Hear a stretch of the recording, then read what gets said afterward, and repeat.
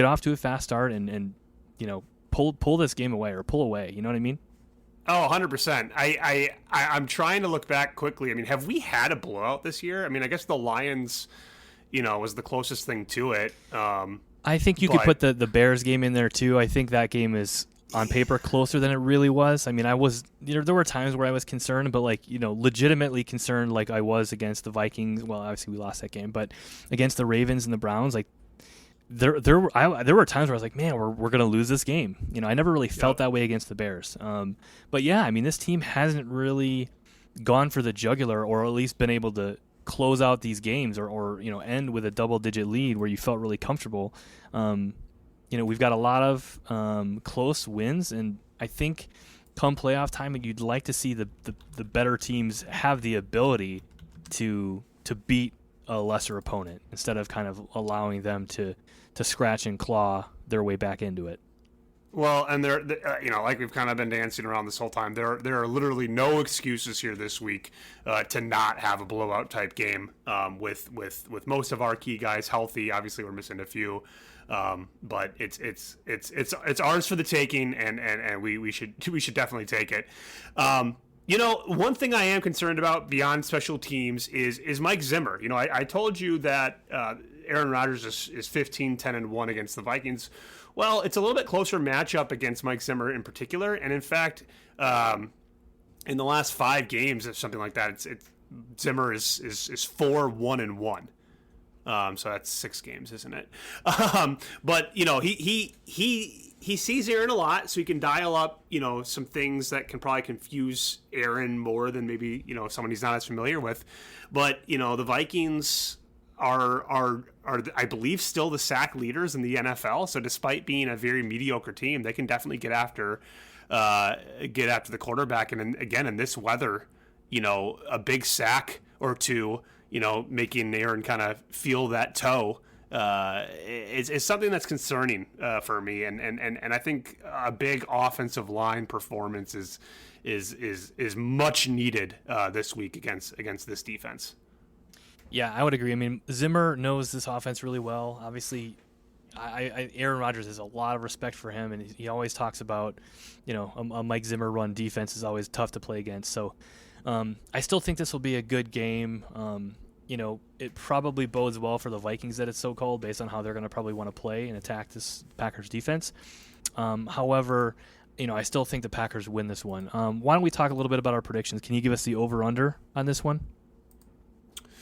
So this is I'll pull up the over-under right now, but this is a 13-point spread that the Packers and the Vikings are playing with. And I don't have the over-under right now. There it is, 42 points. It's a 42-point over-under. And this side is actually saying a 12-point Packers favorite.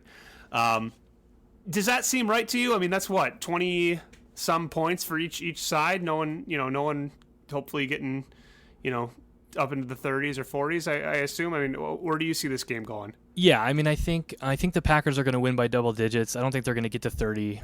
I've got them winning this one 27-17.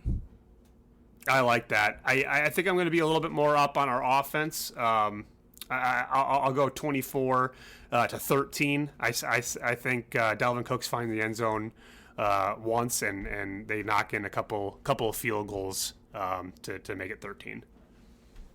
Perfect. Well, why don't we talk a little bit about the playoff picture? This game is the night game on Sunday, so by the time you hear this podcast, we could be, on our way to the number 1 seed, even without a win today. But let's talk a little bit about that. The Cardinals are playing the Cowboys, and if the Cardinals win this one, I think basically if the Packers win, they're the number 1 seed. Is that right?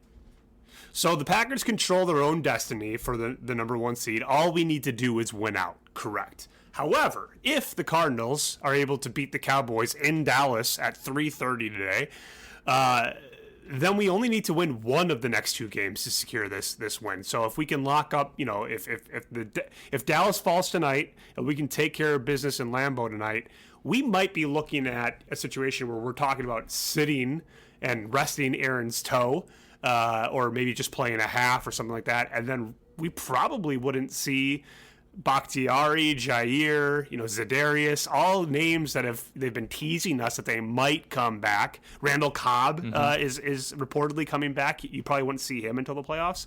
That would be a 2-week rest essentially for the Packers if we can if we see Dallas fall tonight.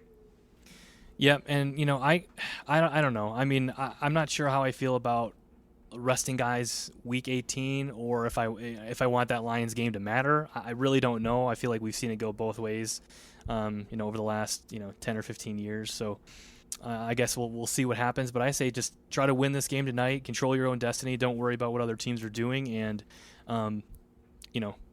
just try to heat up going into this playoff.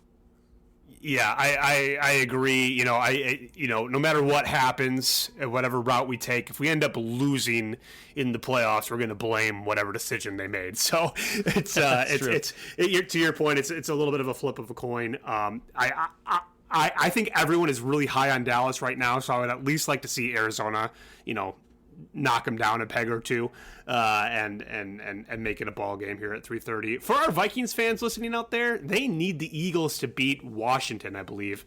And an element of this game, if Washington actually is, we're recording this midday, is actually up 7 right now in the first quarter against the Eagles.